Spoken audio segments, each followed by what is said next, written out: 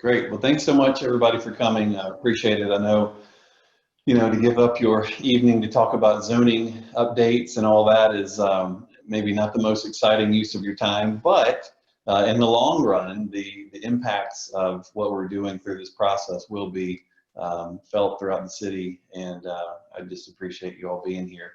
Now, it varies from place to place, wherever we're working, how many people show up and participate. Some cities we work in, you wouldn't believe how many people are into zoning. It's like, I'm always shocked. Other places, a crowd like this is normal, but it's also, I think, a little bit hampered having to do things virtually and all that. So nonetheless, we'll make the most of our time together and use the technology, and appreciate y'all being here. So we're going to run through a presentation pretty quickly, and then at the end we will do an exercise together and have some discussion, conversations, start to get input from all of you. My clicker work here. There we go. All right, so for those who have not participated yet, I'm Brian Wright. I'm the Principal of Town Planning and Urban Design Collaborative. We've got a good team here that's helping out with this. A lot of them are in-house team members. We also have Reagan Smith as part of the team in 906 Studio, helping out when we get a little bit further to talk about some of the architectural standards and things. We have 906 is represented in the city already by James, so that's great, being on the board there. And then Keith Covington will be helping us out with some urban design components. Becky Timmons, who's up there, it says Team TPUDC on her picture, is the project director, so she'll be running the project for us. And then we have Jessica Beekler. Jessica will be helping. Becky Gortza-Zavik is our graphic designer, and she'll be helping make sure that the code looks awesome so that you'll actually want to read it when we're all done. So luckily for us, we get to work all over the country. We happen to, ironically, be from just up the road in Franklin. That's where our office is, in West Haven. And so it's kind of funny for me to be coming to you live via Zoom on a webcam when I could have just driven down and had a meeting, but we're trying to make sure everybody's safe. And so glad to be here nonetheless. But because we get to work all over the place, we get to have all kinds of experiences, work in communities that have similar issues, that have different issues. We get to come up with new ideas that are relevant to places that we're working in the future. We get to learn things that don't work as well. And so the good news is we're not just trying this out for the first time on Columbia. We've written lots and lots of zoning codes around the country. In fact, one of our most recent ones was for Franklin. Now, that said, even though we're close in Franklin, what we know, and you'll learn about us through the process, is that there's no one size fits all for any place we're working. We can't just do what we did in Franklin and Columbia, or what we did in New York in Columbia or whatever. So what we do has to be really the Columbia code going through this process. So hold us accountable to that. That's what we count on the locals for, because the city in a way that we never will. We've worked there before. We worked on the James Campbell Corridor master plan, but that's been years and years, I don't know, 10 years ago maybe. And so even through that process, yeah, we learned a little bit about Columbia, but we'll never know it like you do. So we count on you all to be part of our team. So hold on one second. Let me do something here real quick to help me with my visibility. I'm going to hide my video panel. There we go. All right. Now I'll quit being tempted to look at everybody's picture, which is off the side of the screen here. So, so what we want to do is through this project, Columbia For You, we're going to focus on a few things, as the logo says: character, proportion, pattern, principles, all in an effort to really just take Columbia to the next level of greatness, to build on all the things you're doing right now. And a lot of people talk about the word livability. How do we improve livability in Columbia? How do we make it even better than it already is? So some of the things called out here, you're looking at high quality development, trying to create walkable pedestrian environments, some neighborhood connectivity, looking at some mixed use centers, adding more variety to the types of housing you have, and then civic spaces and community amenities being scattered throughout the the city. And these are just a few kind of high-level things. We'll learn more as we go through the process, but I think it's important to, as we discuss these things, if anything that we talk about during these presentations or discussions doesn't ring true, you say, no, we don't want high-quality development in Columbia. No, I've never heard anybody say that anywhere we've ever worked before, but you never know. All this walkable stuff, we're not into walkable. We just want to drive everywhere. That's also unusual to hear these days. And so anyway, nonetheless, it's your city and we want you to let us know if we're heading down the wrong path. So for those who may not be experts in zoning or have ever cared about zoning before, or maybe those who have, we just have to create some common language here. So I'll talk a little bit about zoning.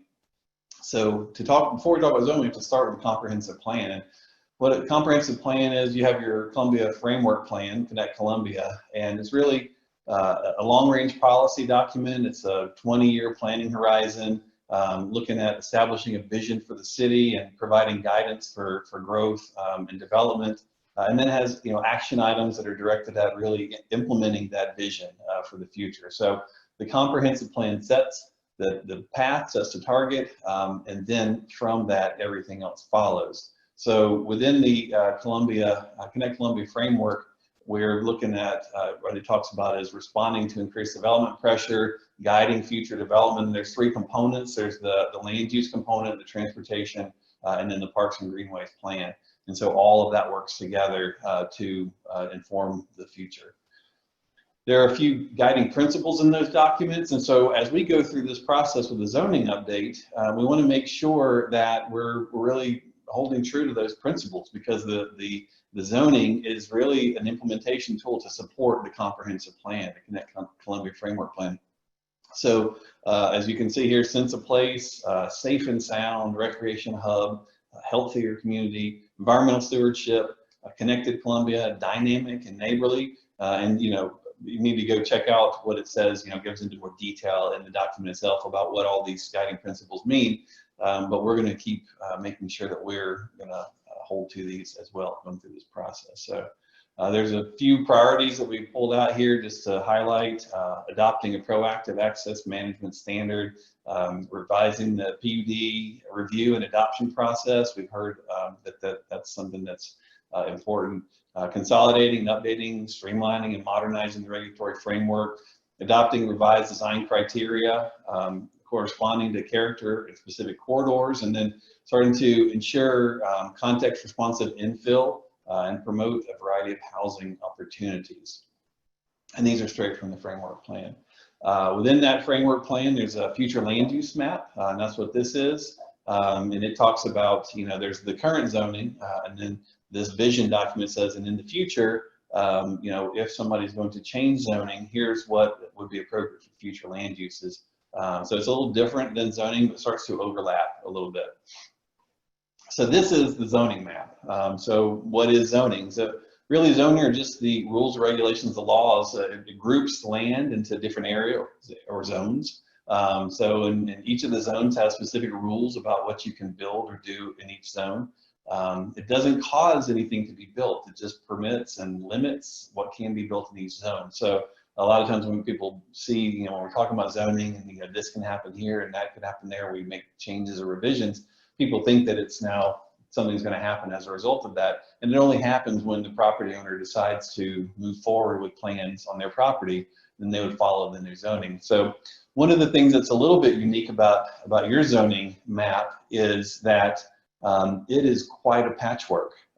Maybe one of the most colorful and most distributed sort of confetti that we've seen in a lot of places. And so what we find is when we look at zoning maps that are like that, is a lot of times that there's a lot of similarities in those areas that are sort of sprinkled throughout. And so we try to find opportunities to begin to simplify what the map looks like, what the zones are, in a way that really makes a lot of sense to the community, that starts to focus on things like character. Because right now, each of these colors on the zoning map really talks about the use, what use can happen here, what use can happen there, primarily.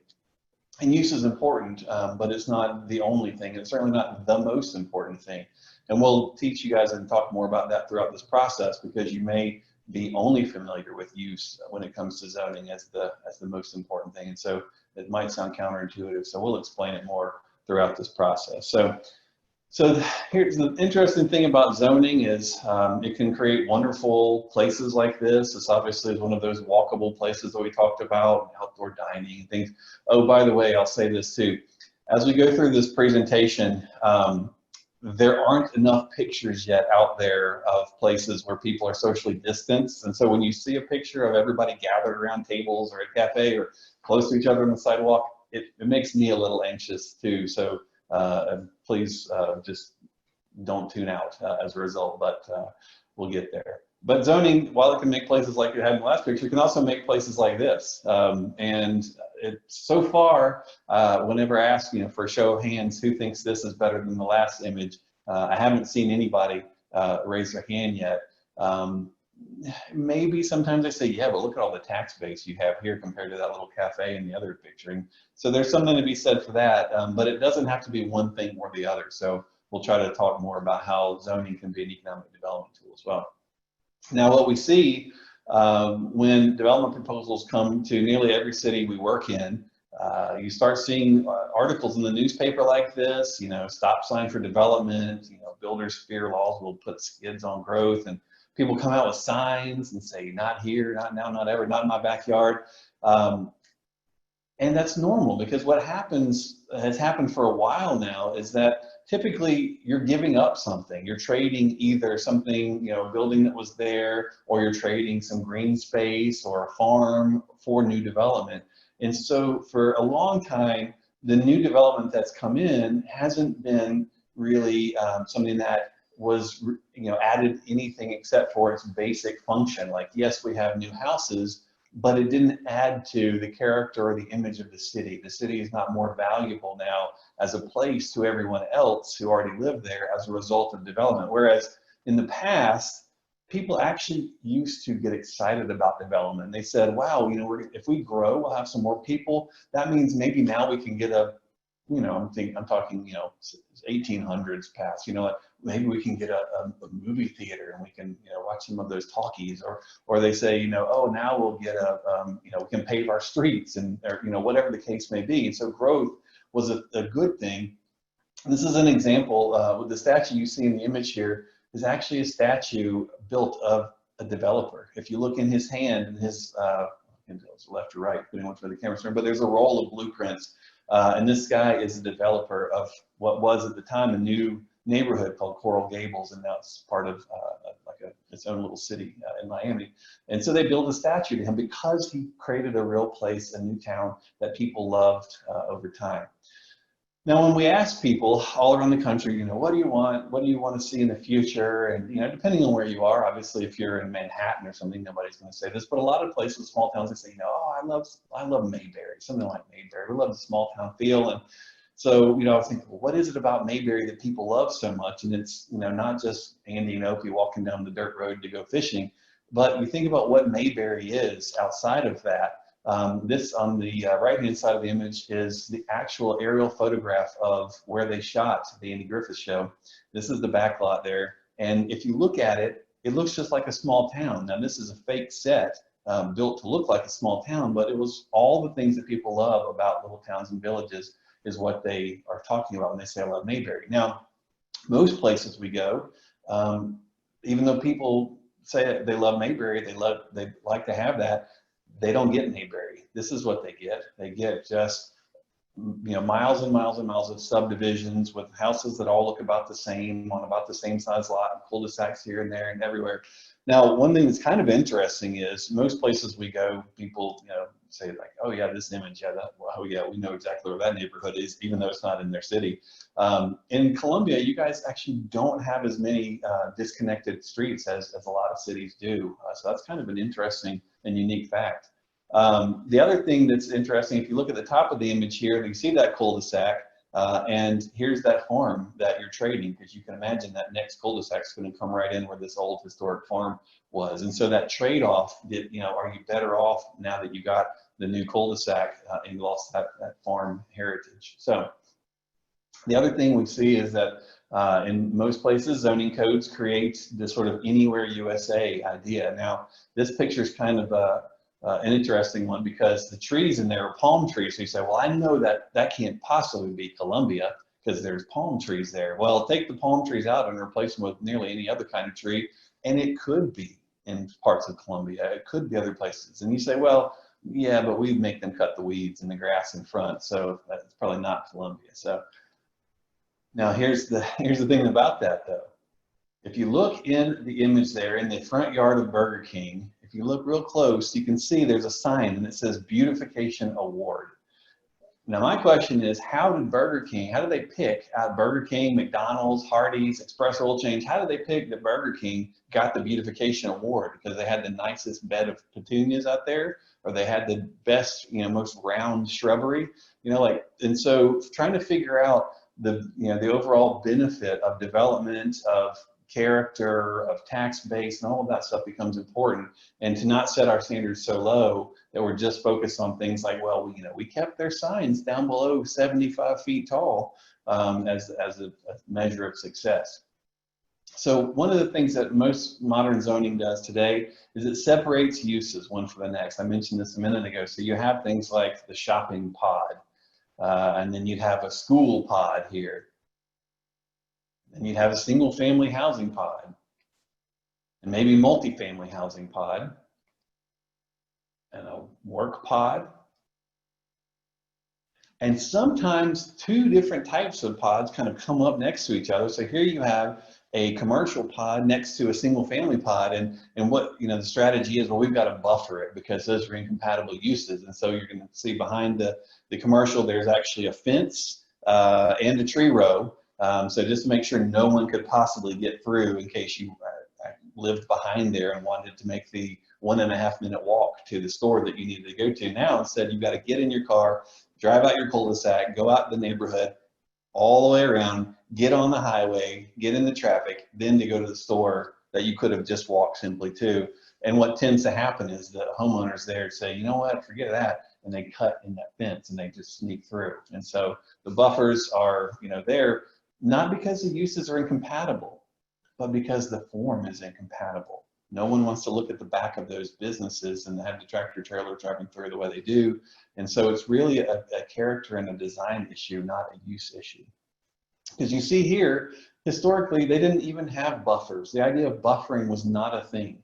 So this is a historic town, and you can see in the image, you have around the steeple of the church, there's the town center, you have a mix of uses, you have shops on the ground floor, you have people living above, you have small single-family houses, and you have some attached row houses. And then as you move farther out from the center, it starts to become larger lots, houses pushed back farther from the street, and then out to the farthest edge, you have houses on really big lots or even farms. And so there was a sort of a progression from the most intense or dense part out to the edge. And so you didn't have to have buffers. Well, sometimes there are even sub-pods within it. So in the image on the left side of the screen, it says separated by income. You have the single family housing pod at the top. Let's say those are the $300,000 homes. And then there's across the street the pod that's the $400,000 homes. And then at the top of the corner, there's the houses that are the condos or something that are like 150,000. And so they're all separated one from the next. They can have guard gates and things to keep people from possibly coming into the other neighborhood. Really these are just people who know each other. The kids play little league together, they work together, they just have different jobs that whatever.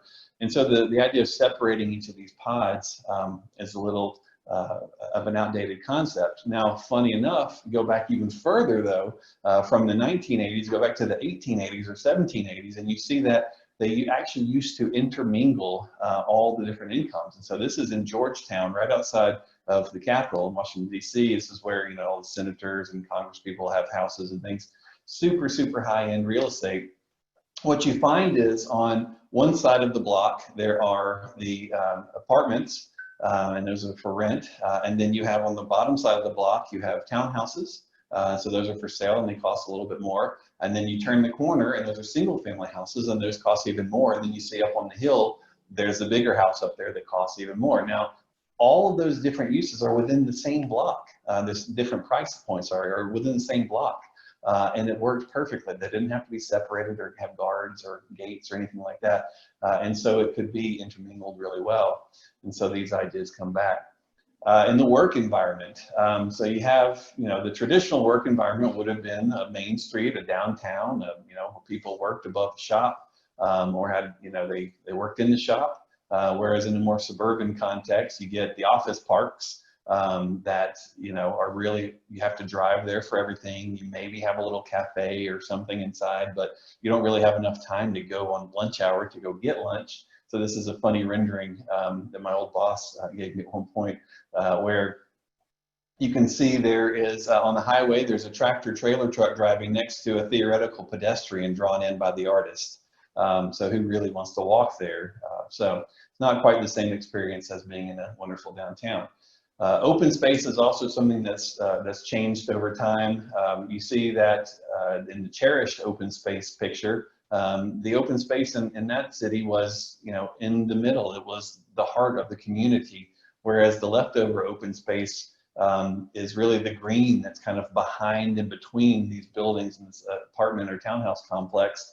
It looks like it may have even been spray painted green, and so there it's a little bit awkward. The space is just left over after they developed what they could, and they met some open space requirements that were in the zoning, but you don't know, are you allowed to go back there? Or you're not comfortable being there, and so you end up having this open space that's not ever really used, as opposed to maybe about the same amount of open space being this amazing city park.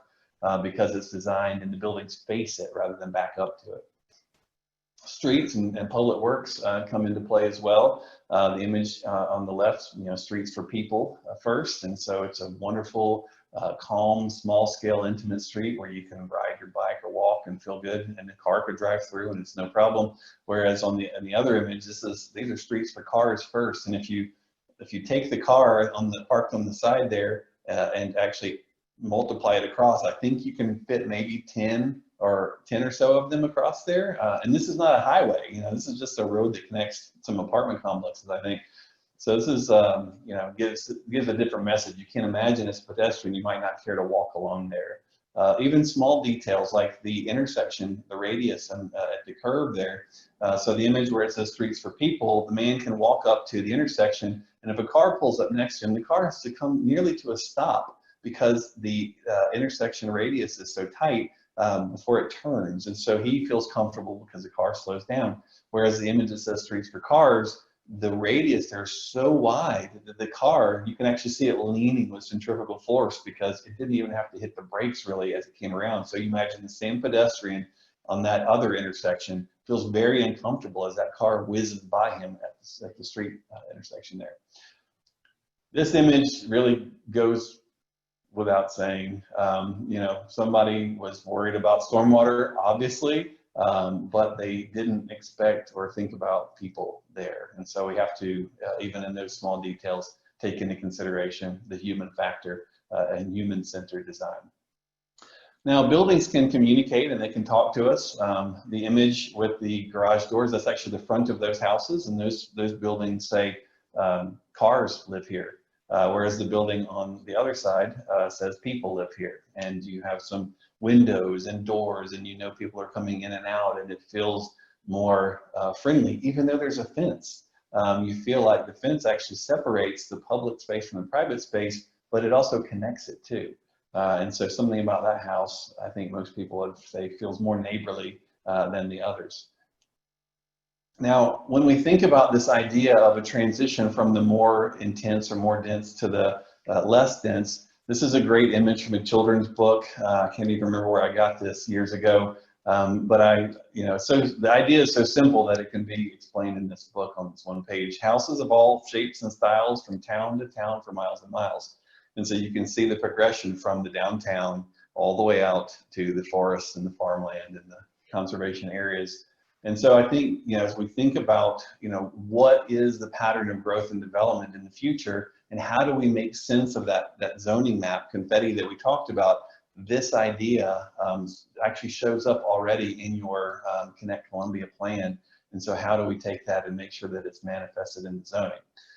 So one of the things that's important to think about too is, why do we update zoning ordinances? Yes, to make things easier to use and all that, but there's also things that happen. Times change, people's preferences change. And so I love this image. You see his license plate there, it says, "Why walk?" I mentioned that idea of walkability, and I said, well, nobody ever says, I don't want a walkable community. This person did. And then here, sort of neighborliness has really kind of gone away in some places, and so people are really interested in sort of bringing that back. And I'm not sure what's wrong with this bush, but something about it this guy doesn't like. So I think trying to bring back some of that neighborliness has to do with design as we go forward. So this is a great little cartoon here that starts to explain it. This is by Tom Lowe. He did this years ago.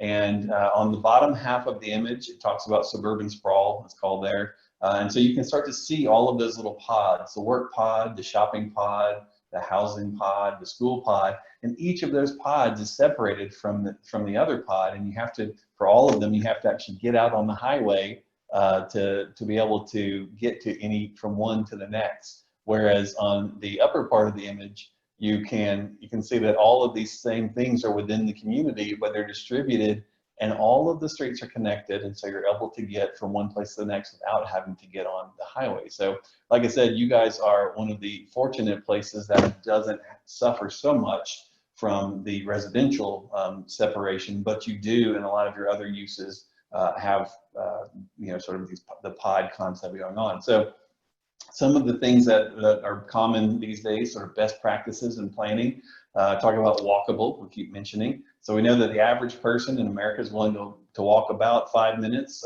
which is a quarter of a mile.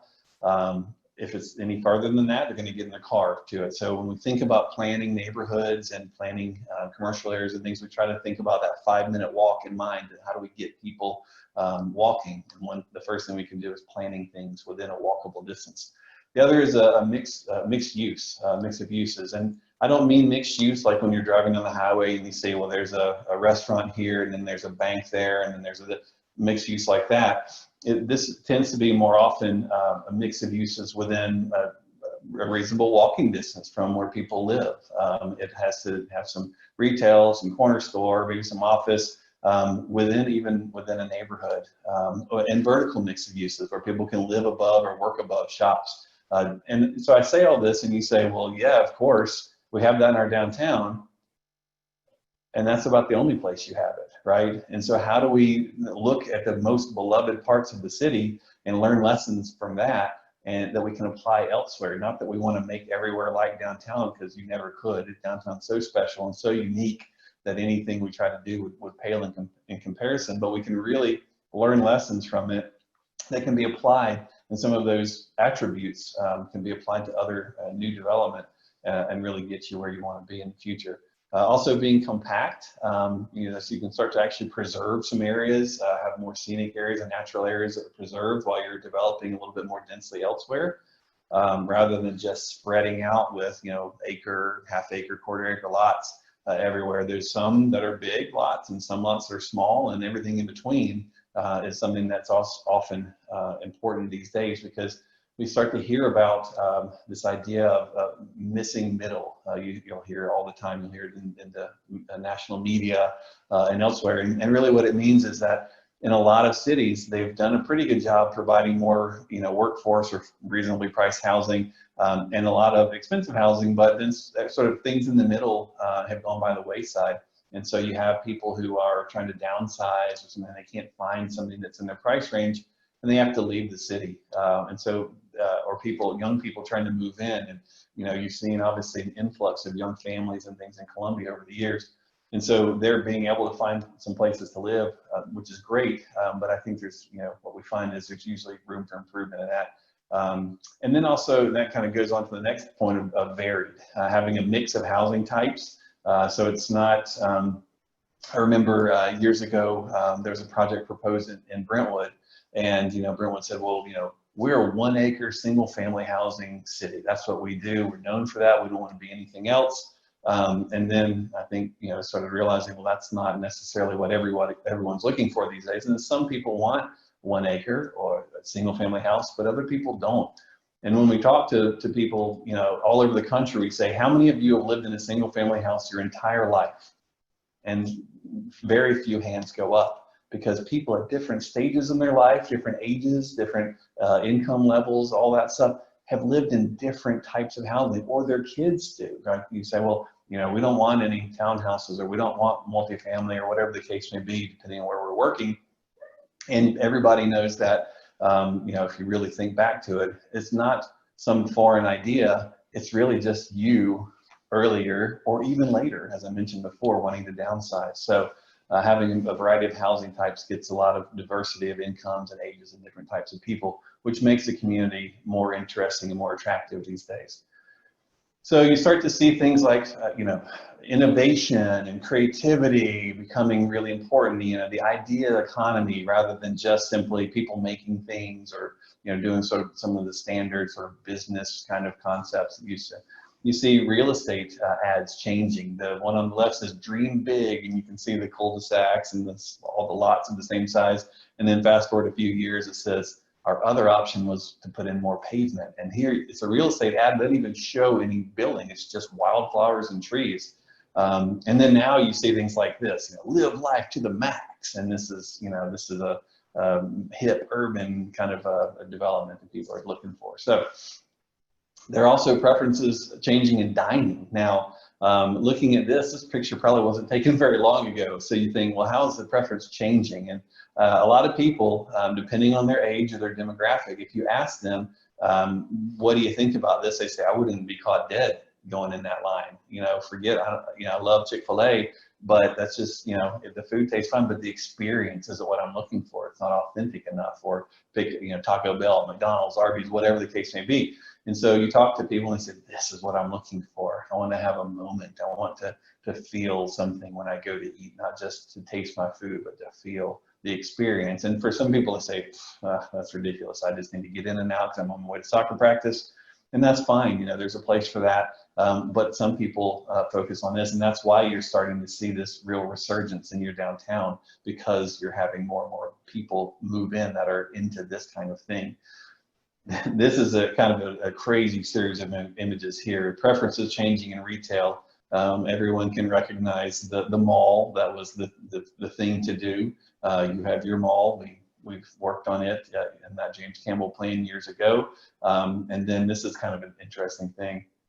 So this is the same mall. Notice the elevator comes down a little bit and the palm trees get a little less exciting. And then apparently the ceiling is open because now there's snow inside the mall. I don't think that was just their Christmas display. So it's can you imagine just probably 15, 20 years ago, this was packed with people and now it's just sitting there abandoned because people want this. They want experiential retail. They want to have places where they can go and stroll. Being outdoors, especially these days, is important to people, trying to make sure they're able to have enough room to, spread apart and do those kind of things as well.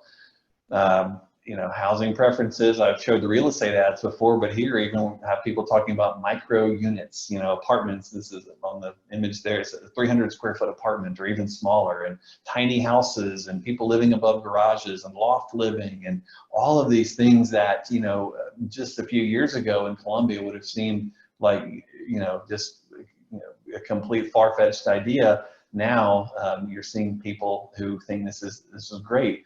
Now there's also still, though, people who think what you have is great, and there always will be. And so that's the thing that we try to figure out as we work through how do we make zoning changes and make zoning updates. What do we allow to accommodate those changing preferences, and what do we keep as it is? And so it's not a one thing or the other. It's about making sure that everybody is accommodated for, unless it's going to start to diminish the overall image of the city or quality of life, etc. So And you know, starting to see people wanting to have neighborhoods again where they can sit outside, hang out with their neighbors, take over the sidewalk. They probably need a ticket, but that's okay. They're having fun. And then working preferences are changing. People wanting to, you know, work together in loud, noisy spaces instead of in, you know, quiet offices or in individual cubicles. So more open studio kind of space. And then you see this, especially these days. This is an old IBM ad. I don't think they knew how future forecasting they were. They were just trying to advertise that this laptop, you don't have to have a big computer. So this guy's sitting on his porch, and then you have the other guy over here in his pajamas with his wine and potato chips and his dogs, and you know, hopefully it's after at least noon with his wine there. But you know, he's running his multi-billion-dollar company on his front porch in his PJs, and so that's these days, you know, kind of a life for a lot of people. So these work preferences are changing as well. And you start to see places like this, the Cool Space Locator. So this is a real estate company that's called the Cool Space Locator because some people only will consider cool spaces. And so how do you remain relevant and competitive when you have these types of things going on? One of the things that when we were updating the Franklin zoning ordinance last year was, you know, what's the next iteration of Cool Springs? No, not a pun intended there. But the idea was that Cool Springs was great at delivering office parks and suburban stuff for a while, but because these preferences are changing, how do we stay relevant going forward in the future and allow for zoning changes so people can have some more of these cool kind of spaces, even in places like Cool Springs. So you see an image like this, and this is actually a neighborhood of the future, funny enough, because it looks like a historic village. This is a relatively new neighborhood. It was originally planned in 1988, I think. This is right outside of Washington, D.C. This is called Kentlands in Gaithersburg, Maryland. My office used to be right in the little building there in the middle, and it's an amazing place. But it looks backwards at all the old, most loved places and what were the attributes of them, as I mentioned a minute ago, to make a new neighborhood that is exciting to people. So as we go through the process, we're going to modernize the code. So what will modernized code do? It'll start to protect the most loved parts of the city. It'll really enhance the areas that need improvement, creating more predictable outcomes. As I mentioned, the people getting upset about development, not only because they're making a trade-off for things that they don't love, but also because they just don't know what to expect, especially in a place like Columbia where you guys do PUDs so often. It can be a great tool, but you also, because it's, you know, each project has its own rules and regulations, it's a little bit, you know, what comes out the other end, you're not quite sure as a neighbor or even a developer. So we want to make sure, as I mentioned earlier, that there's something for everyone and everything's in its right place. So it's not one thing or the other. It's not all large lot single family houses, and it's not all urban living. We want to start to try to balance all the different modes of transportation. So when you start talking about walkable and bikeable, that can begin to have an impact on some of the traffic congestion that you're starting to experience or have been experiencing. Looking at enhancing the economic viability of the area, you know, a good code can really do that. And then making sure that the code's easy to use and administer. Right now, it's really, you know, it's the reason why there's an update going on, because it's a little bit cumbersome. And over the years, every zoning code in the country, people, you know, you add to it, add this, add that, and then at a certain point, it's just so much. You just need to clear the decks and really sort of start over fresh. So I'm going to do all those things. So how do we do it without making sure we're just, like I said, doing something that we did in Franklin or some other place? So we actually go out around the city and we measure and document some of those most loved places, the neighborhoods that everybody says, oh, we love this neighborhood. That's the best street in the city over there. Oh, downtown is so great. And we measure and we document and we analyze and we calculate and we start to really understand exactly what the attributes, you know, with the measuring wheel and how many feet this building is set back and all of those things. And this is the one place where we'll start to learn more about the city than maybe you even know about your own city. So we will become experts in this.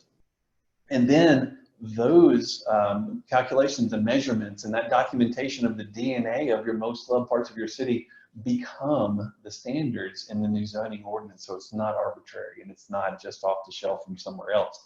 We also do what we call a translation, where we take all of your existing zoning categories and we start to try to find commonalities to simplify them. This is that we have this massive matrix here, and it's pretty awesome. Becky's really done a lot of work on this, and so this helps us to start to understand where we can make those simplifications. Then we look at all the different parts and pieces, all the different documents that you currently have that regulate development, and figure out what we need to pull forward into the new code. We did a code assessment where we started to, have certain criteria we're evaluating against, and what we've heard as we've met with people over the past couple of months, and start to figure out kind of how the code currently is meeting your needs. And then we'll be looking at updating the use tables and standards. So I mentioned before that it's not all about use, but you'll still have a use table that'll be robust and full of uses and things. But it's just not the starting point of the discussion. It's like it goes from the first most important thing to like the fifth or sixth most important thing. We'll be adding some things as well, like frontage types. So the frontage is sort of like how the building meets the street. So in a commercial area, the shop front is how the building addresses the street, or attached like row houses, you have stoops, and single family houses, porches or yards, and so we'll document how that's done in Columbia. And then each of those different frontage types are appropriate in different zoning districts. We'll also look at building types. If we want to add new building types, what do we want to add, and to get some of that variety of housing to meet those different needs in the community. And we start to understand exactly what that looks like and needs to be sort of the Columbia version of that. We look at open space standards, open space types. So it's not just green space or just open space. We talk specifically about parks and greens and squares and plazas and playgrounds and community gardens and those sorts of things. And so they'll all have their own standards, so that when development comes in and they're going to add open space to meet the criteria, it'll be very specific, very usable, none of that sort of leftover green that I showed earlier. The signage standards will be robust, but they'll be customized and calibrated to make sure that they're also adding to not only the aesthetic character of the community, but also that they're start to become more pedestrian or slower oriented in certain areas that are not just about cars, but then also the areas that are more focused on cars have different sign standards as well.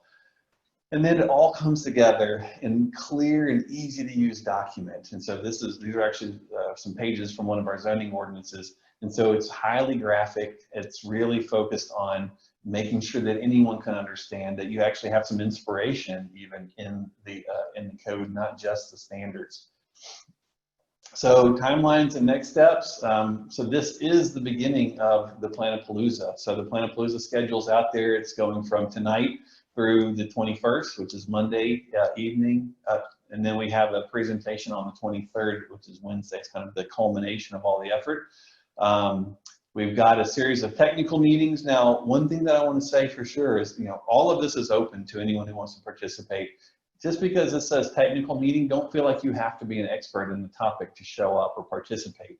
Maybe we could even just call them topical meetings, but we will hopefully have some people who are technical experts there. So if we're talking about transportation or streets, we're going to have somebody from the city who's an expert in that topic. But anyone can participate in that discussion and ask questions to other participants or to us and give their input on what they like to see. So we have different topics for each meeting. And then we have throughout this open studio. So our team will be working here from our office, distanced of course, and masked when we need to gather. But we'll also have times where we'll have it open so people can drop in. So we'll have a special Zoom line so people can pop into the open studio, just like if we were normally, our studio would be set up somewhere in Columbia. You can just drop in anytime here. Well, you can go on Zoom and there'll be somebody to greet you and to figure out what you need and who you need to talk to, and they'll send you there. And then we also have a live show and tell, different times. We have a show and tell on Saturday from 11 to 6 p.m., one on Sunday from 2. Oh, sorry, I got that wrong. Thank you, Becky. So Saturday, it's at 11 a.m. and 6 p.m., and then one on Sunday at 2. And then the other times from 9 to 8 or so, we'll have the open studio times you can pop in.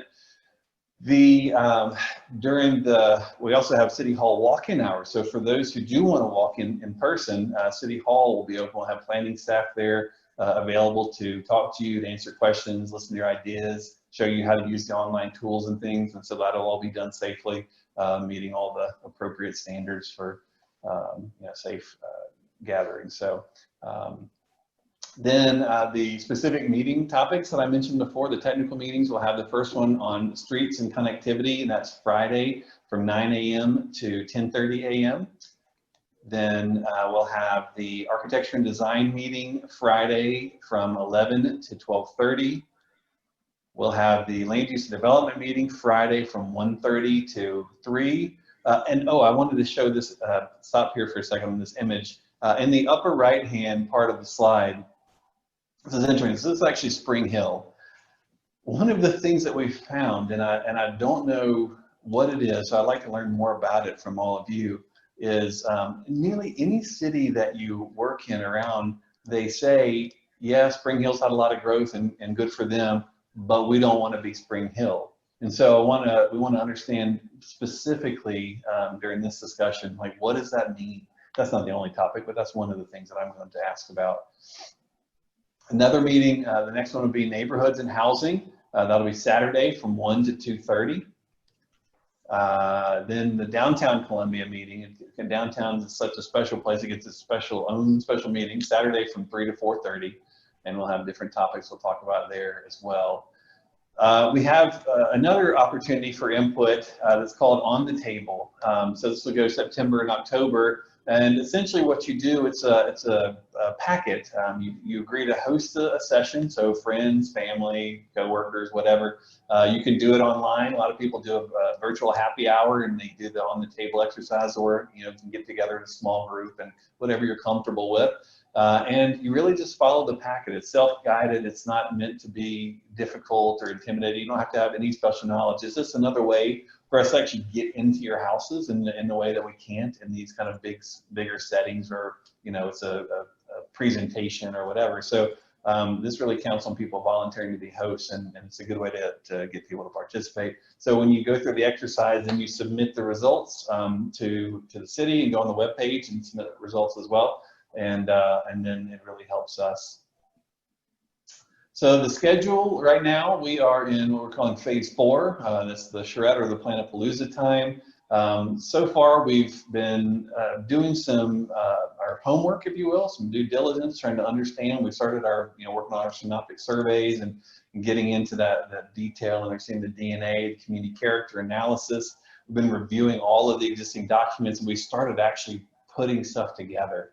And so it's a long process, and some of it is really just clean up and the more mundane stuff that nobody besides us and planning staff cares to talk about, and doesn't impact really the character of the community. But now we're to the point where we want to get into that. What do you want this place to be like in the future? What do we take from Connect Columbia and move forward? What does all that mean? The vision side of it. And so that's why we're here doing the Planapalooza now, to get into that. Going forward, we've got, we're going to create a draft of the document. The first draft of the code we'll submit to the planning department to do a quick run through to make sure we haven't just totally missed the mark on something, or there's not something crazy in there. And then they'll get it back to us. We'll make any changes they have. But the idea is really that it's not intended to change like what we've done based on the input here. Because we want to make sure that this is all of your document. Obviously, planning department and other departments in the city have specific expertise and knowledge about it, but they want it to be your zoning ordinance as well. And so trying to get to that public review draft as quickly as possible. That draft gets out. We have a public review period. Everybody gives input. It goes to back to the planning department. They consolidate all the comments. They send it back to us. We make the revisions and create the final draft of the document. And then it'll actually start then in the official approval process. And so all the stuff we're doing up until then is really just extra, that sort of bonus kind of stuff. Used to, planning department and maybe a consultant would just go away, update your zoning ordinance, and then there it goes to, planning commission, city council, whatever. And so here we're really trying to get you all to weigh in as we go. So I'm going to turn it over to Becky to walk us through real quick here the instructions for the hands-on workshop. And Becky, you want me to give you Team TPUDC control or TPUDC Becky? Team TPUDC. Okay, you got it? Yes. Nope. There you go. There we go. All right. So I'm actually just going to zip through this super quick because I want to jump into actually walking you all through it with on the actual website rather than showing you the screenshots here. We've got a small enough group that I don't feel like we really need to do an intro and then break into separate groups. I think we're all going to just stay together and go through it and talk about it. As long as, Brian, you don't have an objection to that. Oh, I think it's a great idea. Okay, so we're going to keep the team together. So the hands-on workshop is now active on the website. So you can go to the website and participate in this activity. However, the live version of it right now is going to go beyond just placing markers on a map, and we're going to talk about some specific topics. So definitely don't leave, stay here. I'm going to show you how it works. But on the website, if you go to the Planapalooza page on the site, down at the bottom, there's a mapping workshop. Once you go into that mapping workshop, it's going to give you instructions on how to place markers on the map to identify places you love, places of opportunity, places that need improvement, or something else that you think that the team should see, the planning team. So what you'll do is you'll select, I'll walk you through all this in the actual tool in just a second, but you'll select one of these pins, you place it on the map, you can go ahead and add a comment there, you can even add an image. If you've got one on your computer, on your phone, you can just upload an image and place it there, and then we'll have information about specific areas of the city. You can also do it on your phone. These are screenshots right off my phone. Same thing, go to the site, scroll down to the bottom, go to the map. It's got the exact same options that you see. The only difference if you do it on your phone is you're not actually going to be moving the marker and then placing it. The marker is going to show up in the middle of the screen, and you're going to move the map around and zoom in and out until you center in on the right spot. So that's that. And then same thing, you can go ahead and upload a picture from your phone if you want to. So you could actually be out in the city doing this activity live on the street, snap a picture of something, pull up the app or pull up the website, go to that tool and upload something for us. So Becky, this is like for if they have other ideas beyond tonight, they can do all those things that you just talked about, or if somebody's watching it online that isn't, watching it recorded, but tonight we're going to do it together so they don't have to know all of that stuff. Is that right? Yep. So if we had a big group, we were going to break into breakout rooms. We would do introductions. We'll still do that here. And then together we'll add markers to the map and we'll brainstorm about some big ideas. So Brian, if you want to let me share my screen. I'll stop sharing mine. Yeah. And then I will, you take over. And, okay.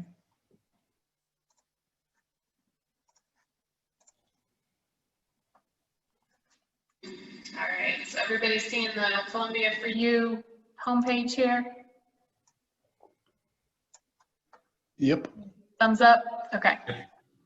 Oh, you know what, Brian? Why don't you go ahead and unmute everybody so everyone can talk now. If there's anybody who has a camera off and would like to turn it on, that'd be great. But again, no pressure. So before I get into this though, why don't we do introductions? Because I think we know most of the people in the room, but we can go around real quick. I'll call on people. I've got Brian's up in the upper corner for me, and then myself. I'm Becky Timmons with TPUDC. And then I'll just go around. I see Glenn is next on my screen. Yeah, hello, I'm Glenn Harper, city engineer. Okay, Paul? Paul Keltner with Development Services. Jessica? Jessica Beekler with TPUDC. Like Melissa and Austin? Austin Brash, planner with Development Services. Melissa Sanders in the planning division. James? James Sloan, I'm a local resident and architect. Got Charlie? Charlie Goetz. I'm the chairman of the Municipal Planning Commission meeting. Municipal Planning Commission. Okay. And Sue? Susan? Sue Stevenson. I'm on the Murray County Commission, and I also serve on the Murray County Regional Planning Commission. All right. Let me push your faces off to the side. All right, so here's the main page on the website. For anyone that hasn't been there yet, you would go to the Planapalooza section of the site, and that's where we've got all the information about Planapalooza right now, including the schedule. So if any of those technical meetings appealed to you, as I hope they do, please register for those. And then down at the bottom here, we have the mapping workshop. So you're gonna click on this Go To Map. It's gonna bring up map of Columbia. You can pan around, you can zoom in just like you would with a Google map. We've got the city limits on right now. I've got, yep. To clarify, they're not doing this right now. This is for later, but. Correct, yes, okay. We're walking you through it all now. So we're gonna do it together. I'm actually gonna have people give me markers, tell me what to put on the map. If you're particularly computer savvy and can pull up two things at once, go ahead and give it a try on your phone if you want to, but it'd be great if we could do it all as a team first. So the first thing that we look at, like I said, there's 4 things: places that you love, places where you see opportunities, places that need improvement, and then I added a 4th one, just general things that you think that we should see, because this is a virtual format. Brian didn't mention, he said that his most of the team is in our office in Franklin, but I'm actually in an office up in New York. I haven't been able to leave New York State in 6 months. So I especially can't run down to Columbia to see stuff, but I did live in Franklin for 10 years, so I know Columbia. So if anybody wants to just jump in and tell us something that you love in Columbia, we'll start getting some marks on this map. I know that most of the people on the call right now are staff, but I think it'd be great to get marks on the map for when the public comes to use it as well. When we get more people jumping online, they're gonna see some examples. So feel free to jump in also. I'll dip my toe in the water. I think one thing that's a little bit out of the way that's really interesting is the train depot that's down near the Columbia Arts building. All right. Now you're gonna have to help me navigate. Yeah, I'm trying to think of They're south. the road that it's on. Paul, can you help me with that? Depot Street, Depot Street right. The left of there your to left. hand. Right there to your left your hand, yeah. If To you your follow left, your that hand. line and then go down and to the left a little bit more, it has the Red roof. This one? Yep. Yep. All right, so we see it as a place of opportunity? Or, Places they love. okay. All There's right. opportunity later, maybe. All right, so add pin. Oops, I'm not signed in.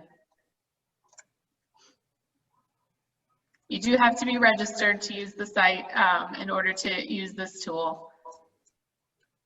I'll go back. That train station is incredible. I'd never seen it until the other day. It's Fantastic. kind of out of the way, but it's so neat. I think So- David, he's got a virtual tour up of it right now too. Nice.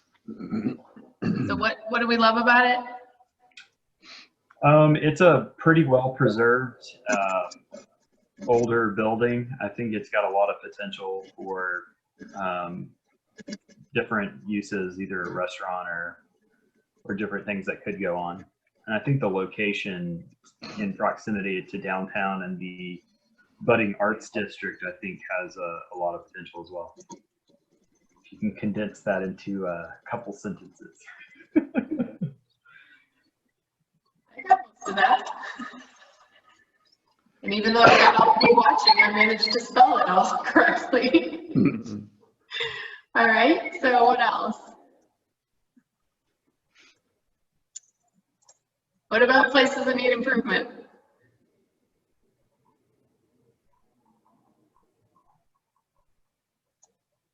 Somebody's got to have an idea. We got hired for a reason, right? I mean, you don't want to open up the Pandora's box. Yes, I we think do. that area that's to the right side of your hand, there's old tobacco barns. I think it's both improvement and potential. Yeah, that very large roof. That guy there? Yep. All right. Oh, sorry. Opportunity for something.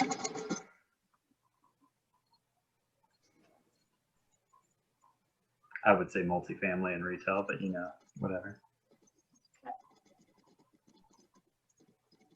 Yeah, Brian, you may recognize that one, that block there between 7th and 8th. That's one of the areas that I expected or threw out at you that potentially a greenfield planning area that you might want to look at.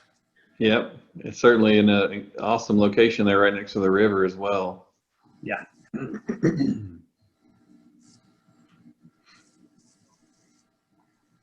All right.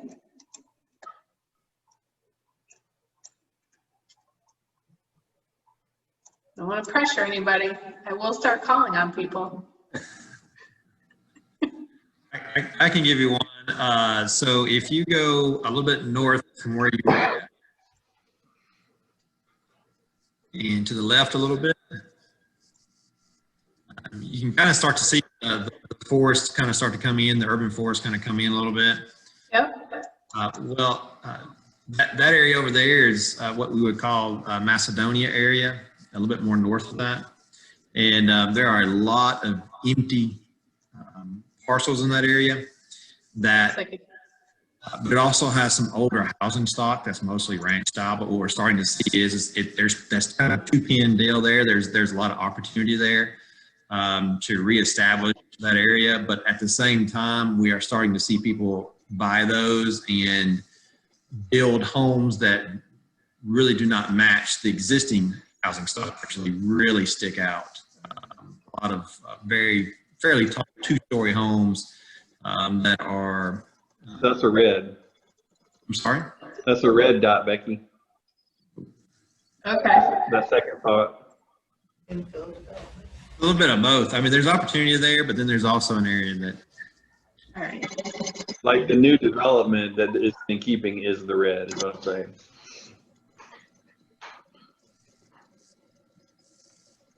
And it's one of the things that worries us. While there's a lot of opportunity there to really be something special, being that close to downtown, there's also the opportunity or the challenge of how do you keep all the housing fairly compatible with each other to where one's not dwarfing the other.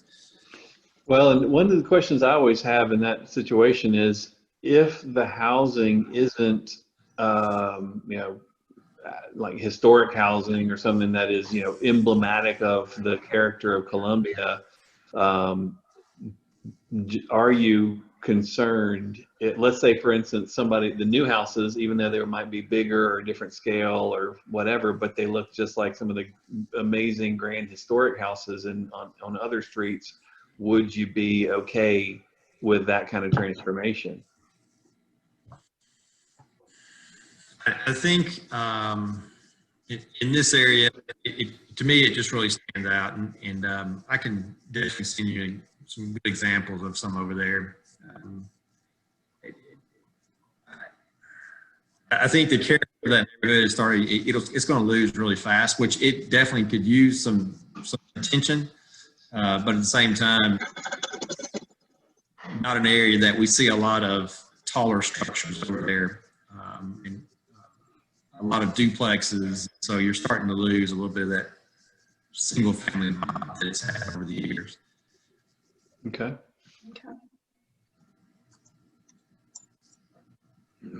What about any other neighborhoods? What are some of the best streets? Like if you could say, oh yeah, just make sure we've caught them all in our synoptic surveys. Like, oh, we just love this street or that street. 6.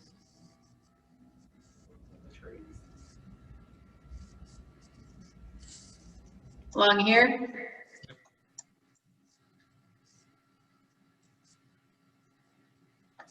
Is that a yes? Yes. Yes, Okay. yes, sorry. Okay.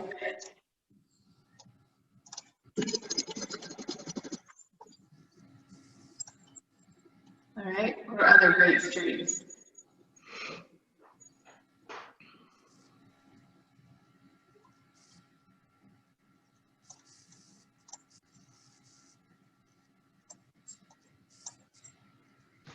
There's got to be other good streets.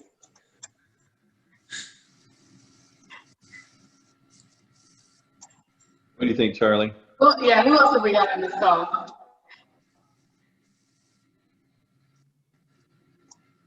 So for me, I mean, I won't get street specific, I guess, but I really like the Riverside neighborhood, which is a little bit, yeah, over in that area. You know, there's Yep. good craftsman style houses and all. It's one of my personal favorite little neighborhoods, you know, here in Columbia. Yep. And that's a great one. And the fact that it has that special little bridge going right over to downtown is just incredible. How long, what year was that bridge built originally? Is that like historic? Glenn? I couldn't answer that question. I'm sorry. Yeah, I don't know. It was built a number of years ago, but it got a facelift in like 2010 with the Duck River Walk project to kind of make it look pedestrian. We added the kind of cantilevered sidewalk on the side and formed some of the stonework, so it was a good facelift there. Yeah, that's incredible. Yeah, I've lived here my whole life. I'm 44 years old, and that bridge has always been there as far back as I can remember. So, Yeah. All right. What about, are there other buildings? So I've actually got some prompts here, some discussion topics. Are there other buildings that define a unique character? Like, what are some of the most unique buildings?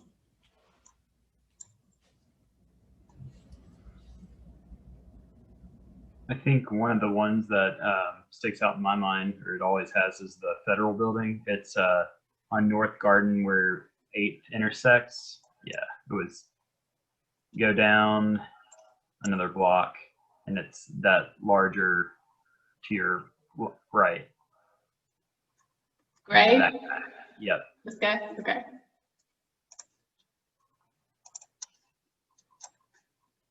Got secret plans to turn it into Columbia's version of the Frist. Of the,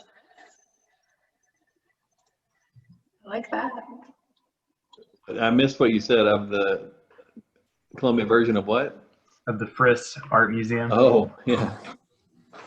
It's kind of the same kind of federal style, not as ornate as the Frist, but it's definitely got some unique character, especially for our downtown. I think TriStar Bank is going in there. Really? yeah, so I am also. There's a sign up. There's a sign up there. Yeah, I'm on the I work at TriStar Bank, so that is true. Yeah, we are the main floor there is going to become a downtown location for us in the not so distant future. That's super cool. I'm glad it'll be a more active use. What are some of the best spots for infill?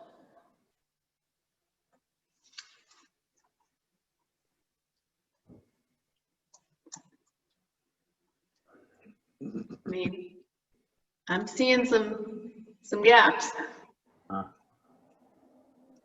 There's a good bit of opportunity for that. Throughout the whole city, really. Okay. Let's see. Favorite gathering places?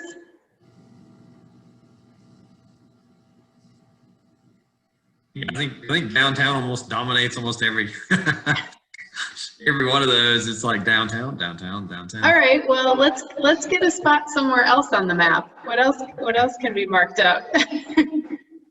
You know, I think Woodland Park is a really great gathering spot. It's kind of Oasis. I lost it. I know. Oh, I've already actually put my oh yeah. my sample one went on there earlier. Yeah, it's kind of taken off a little bit. We got the there's a disc golf course there now.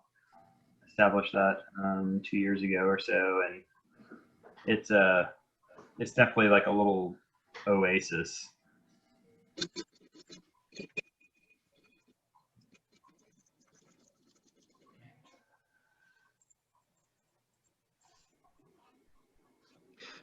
It seems like the neighborhoods that are immediately adjacent to it would be super valuable. There's a lot of people going in and out of rolling fields, that's for sure, over to the left. And then the more historic neighborhoods are up north of that. So I would say that they are both valued. What is this right here? The commercial looking stuff. There's some strip centers and a couple of new developments actually that are right across from CA. So CA is that private school with the red roofs. Yep, just there. And probably in between the L-shaped strip center and where it has 243, those have really kind of been built up in the last, the strip center was there. There was some infill that's been built up in the last, say 10 years, 15 years. It's kind of in and out. There's some restaurants that were there. There was a coffee shop, but it's kind of a mixed bag. And you have to go across the train tracks to get to the park, so it's not possible as a pedestrian to get from there to the park. Yeah, no, it's definitely not. There's quite a dip too. Yeah, it looks pretty serious. Yeah, that's pretty much still green. Mm-hmm. Easy way to get to it. Some of that property is landlocked, or doesn't have access enough to carry anything too intense. And I don't even think Woodland doesn't carry over past that tree line, does it, Paul? It doesn't. Yeah, there's actually 2 or 3 different parcels right there where the cursor's at. That's that wedge piece of trees is not really in Woodland Park.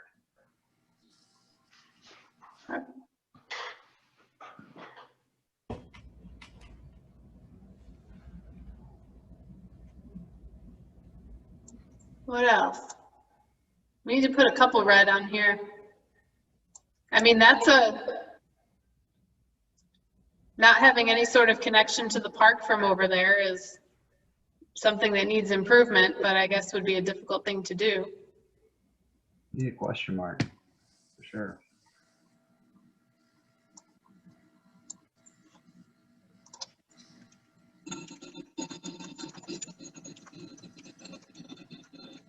I mean, Paul, would you agree that Northway Shopping Center and all that area needs improvement? You could use some attention there, but it's getting that big subdivision behind it that's really nice. Hoping that'll carry over.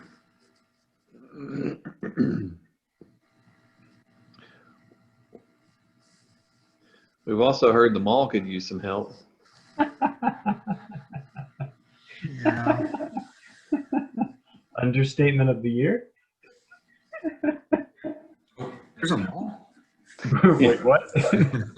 It's the only mall that I know of that you can take an aerial photograph from the street next to it.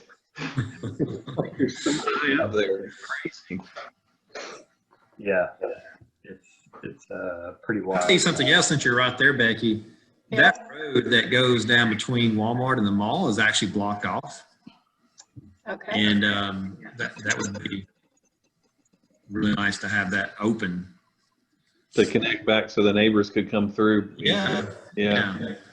This one right here. Look at that. That was crazy. Uh-huh. Yeah. Yeah. Has, Sure, It's never been connected? Uh-uh. I think, no, it didn't. No. Huh. Not that I can remember, at least. So this is one of those times where I was talking about where the neighbors have to go all the way around and, you know, get on the highway just to get to somewhere that's right next to their house. You can see in the image where they have the walking path though, Yeah, that's right. There, where they walk. yeah. Well, is there also a path here that stops and one here that just stops? Looks like Well, even and from the shopping mall to that roadway, it's actually elevated a little bit too. okay. Yeah. Mm-hmm.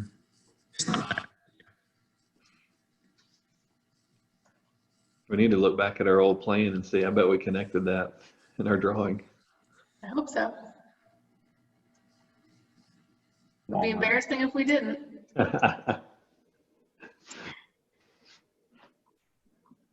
All Hey, right. we had to study the whole corridor. Come on, we couldn't. Since we're on the topic of malls, I had a question about the old Columbia Plaza kind of shopping mall area, what you guys thought of that, if there were any plans for it, or, because it seems like a good location close to downtown. Is that the post office? Yeah, yeah, where the post office is and stuff.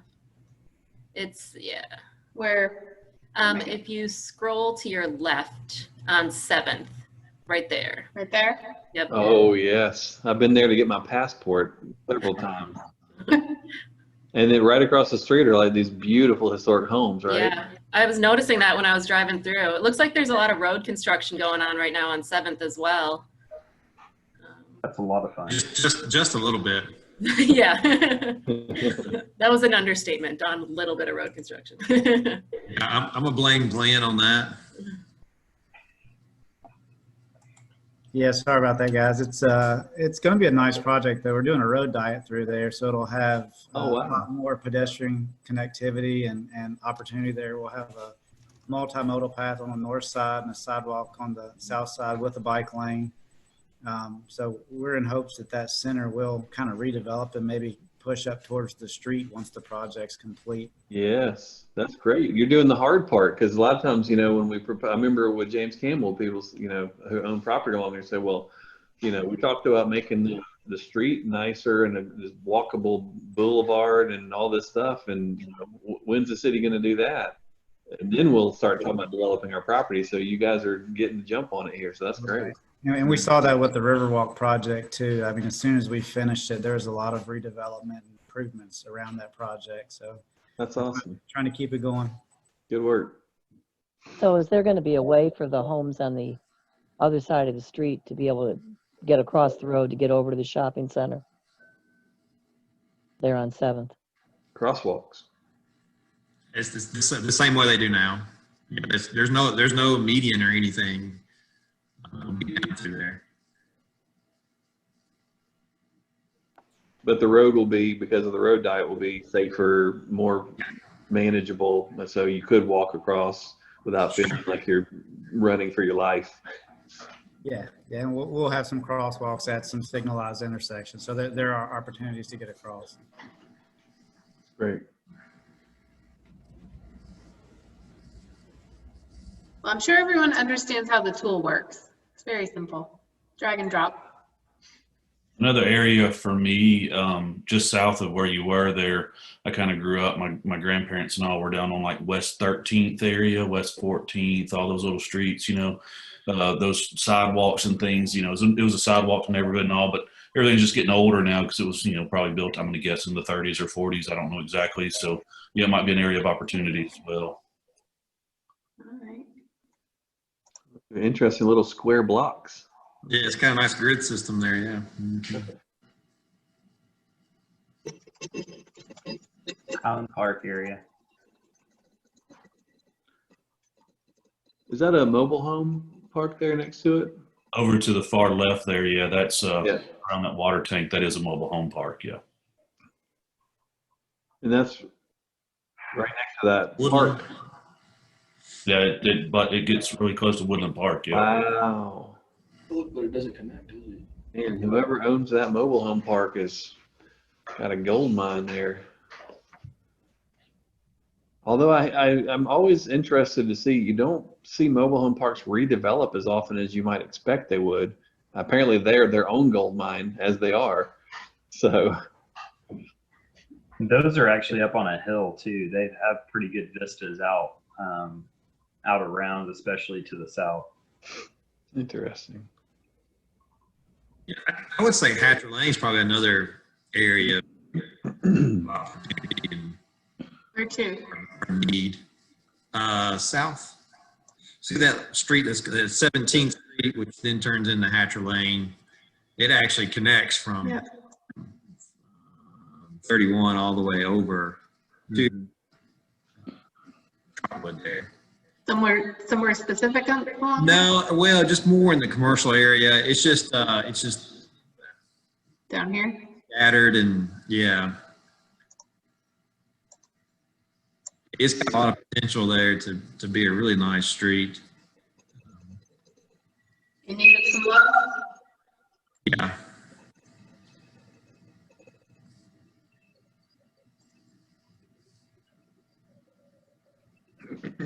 Sidewalks there or anything, and you've got quite a bit of multifamily on the west side of it. It's within walking distance of James Campbell Corridor. It's only about a block from there for some of the portions of. So there are sidewalks or there are not sidewalks? There are not.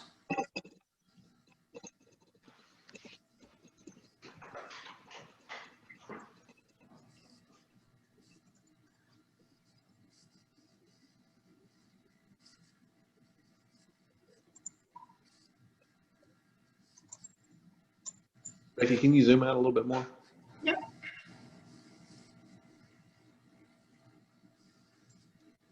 I apologize if I'm taking you on a wild ride zooming in What and out. about around the hospital and stuff, that whole area there?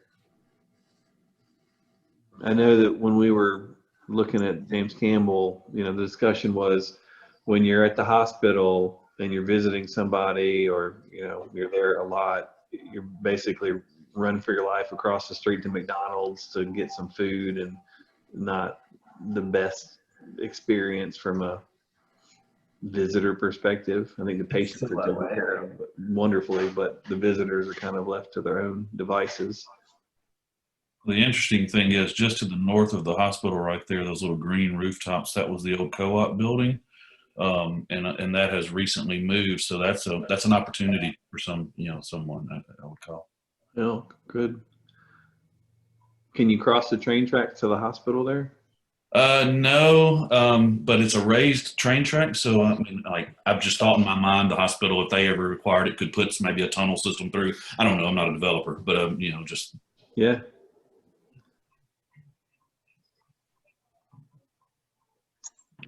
Glenn, how's that intersection doing right there? I remember there was a lot of crashes at some point. Crash data. A few years ago. It doesn't look like that anymore. Yeah, it doesn't look. Yeah, we did an improvement there a few years ago and kind of took away those big sweeping right turn movements. It was a high rear end crash. Uh-huh. Yeah, I think actually while we were there, somebody crashed when we were looking at it. And we were able to get some good shots. I remember sitting at that intersection counting traffic during that charrette. Yep. It's interesting, this pavement right here. I glanced at it, it looked like a marina or something. It's so dark. Yeah. Some boat slips. What about over on the east edge of the city, like a lot of the undeveloped property over there, it looks like? This is a cemetery, right? It's probably not moving. Yeah, we're starting to see it over there a little bit. The south of that, there's a new subdivision going in called Summerdale. That's right. No, that's actually multifamily there. Oh, I see. Piece that you're looking at there now, that's actually a really nice piece of property. There's a lot of opportunity there. Mm-hmm. For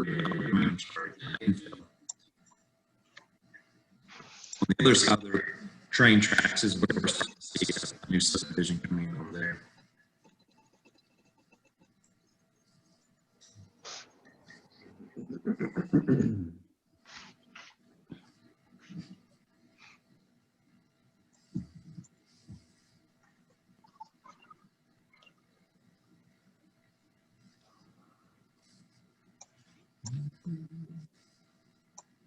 How about right up there? Well, it's just outside of the city limits, but in the bend in the river, that right across from Riverside to the east of Riverside, that looks incredible.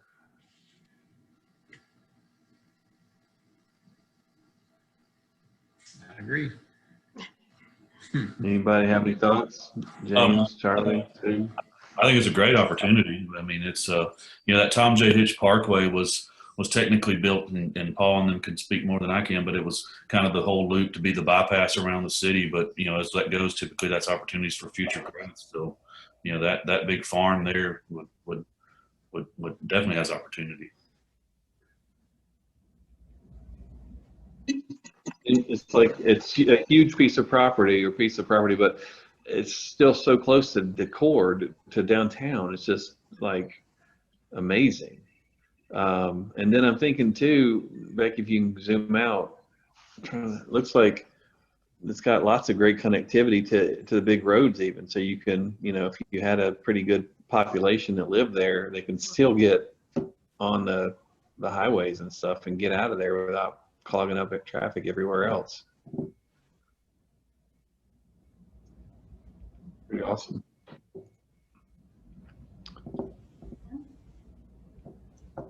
One of the things, Paul, through these next few days is, making sure that some of these property owners are aware of what's going on and can come in and talk to us about what they're thinking about, or can see how some of these ideas that we're talking about, or we've been hearing from people, or that the comp plan has as a vision could be applicable to their properties. I think might be beneficial. Because a lot of times, what we find is that people are so focused on their own city that they don't even know what all the possibilities are. Like they don't necessarily see what's going on in other places around the country, or what the sort of some of these changing preferences are, or best practices, or anything. And so we can a lot of times inspire people and kind of get them up to speed a little bit. So I'd love to have the opportunity to talk to some of these property owners around to see what they're thinking about. And to that end, I think just in general, I'll ask those of you who are on the phone, on the Zoom, what can we do to make sure that next time our squares are all much smaller because there's more people participating? I know it's just zoning, and it's hard to get people jazzed up about, but at the end of the day, we don't want to just meet everybody when we're going for the approval process, and then people say, well, nobody asked me, or I didn't tell you what I thought, or I don't like that. And we want to make sure part of the purpose of this process is to talk to people early and often. So anybody have any thoughts or tips on how to get the word out, and also we want to deputize all of you to get the word out. So next time you participate, make sure you got 4 or 5 friends zooming in with you. Yeah, we've got this land use and development meeting tomorrow at 1:30. So if you've got time in the morning, make some calls and try to get people to hop on that one at least. Yeah, it's kind of for me, I wasn't really sure if this was kind of open to the public or if this was just for, city officials, I guess you could say, until today. I asked the question. I was like, oh, well, I could have been inviting some other just public people. So it's really my fault. Yeah. Question. So yeah, it's open to everybody. That's why Brian was emphasizing, especially about the technical meetings, that you don't need to have any specific knowledge about zoning or anything to hop on those. It's interesting just to sit and listen.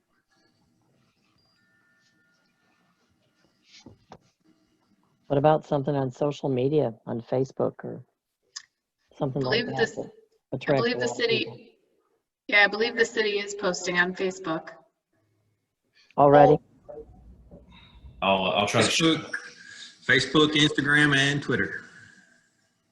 Boards, banners, newspaper ads, all that's been going Twitter's the still past around? 3 or 4 weeks. What more could you do, really? I just, yeah, we've had Murray Lyons has been sending out our schedules and meetings too to some of the that they're associated with. Yeah. I guess Coding in a pandemic. I know, like, sometimes I see with the census, they'll put on like notices that we mail out, like, you know, vote for the census. Could we do that on our notices? Maybe put like a little thing at the bottom that says Columbia for You, like public hearing notices that we send out. Census is getting pretty close to wrapping up. Well, not the census, but I've seen it done with the census. Like, you know how we send out notice of public hearings to property owners. Have you seen that done before, Brian? Yes, and sometimes too, just having in people's water bills and stuff and all that. Exactly. Since we're already mailing stuff out, and obviously if we're sending out notice of public hearings, it might get people, you know, because if you have something that's on a piece of paper, it's always going to be there on your table. You know, it's social media. You just see it one time and you scroll through because there's just so much going on social media. Guess any old school way to get the word out. Yeah, if we could do that, definitely in advance of when the public draft comes out, to let people know that it is going to be coming out so that they have an opportunity to look at it. But even before that, since Paul, we did talk about running the public input stuff through October, we've still got time to collect people's thoughts and stuff. Yeah, the other thing too, I don't know how quickly some places we go, it's like the webmaster is always sitting at the ready, and you know, you just say something and it happens in 5 seconds. So, but maybe even, I mean, not that many people go to city webpage, but just have like a special thing on there, right on the homepage that says Planapalooza, you know, code, we're updating the zoning. Hey, I go to the City of Columbia website every day since I've been working on this. I feel like I'm on it every day. Right. Becky, maybe one of the things we can do, to Charlie's point, is the verbiage there on the ColumbiaForYou.com. Just make it somewhere right in big bold letters at the very top that says, you know, this is for the public. You know, so that it's, I mean, it says you can read down and click on Planapalooza and it describes it and it says, you know, the input process where you are invited to work directly with your neighbors. And yeah, that's in there, but you know, we know how everybody is. They don't read everything. Right. All right. I'm actually going to stop sharing and I'm going to do that right now because I think we've probably collected a good number of ideas. I want to be mindful of people's time too. It's getting close to 9 o'clock. Oh yeah. Who's ready for dinner? Getting close to 10 o'clock for me. Yeah, that's how we'll get him in. We just offer dinner or some of Glenn's popcorn. So, well, thank you, those of you who are here for participating. And everybody at home who's watching this in the future, we're glad that you decided to tune in and make sure you do all the things that Becky said. Go on the webpage and put your comments. We're going to just add to the map all those ideas. We're looking forward to it. And that's the beauty of this whole process, that even if somebody's not at one meeting, they can catch up, they can participate in the future. And so we're talking to our future selves and future participants. So we appreciate everybody being a part of this. And thank you, Becky and Jessica, too, for all y'all's work getting all this stuff set up virtual. And it's not easy to do. You think that we just click a couple of buttons, but it's the whole thing. So hopefully it'll still go smoothly this week. All right. Well, hopefully we'll see most of you at 9 a.m. tomorrow morning. Good night. Great presentation. All right. Good night. Bye.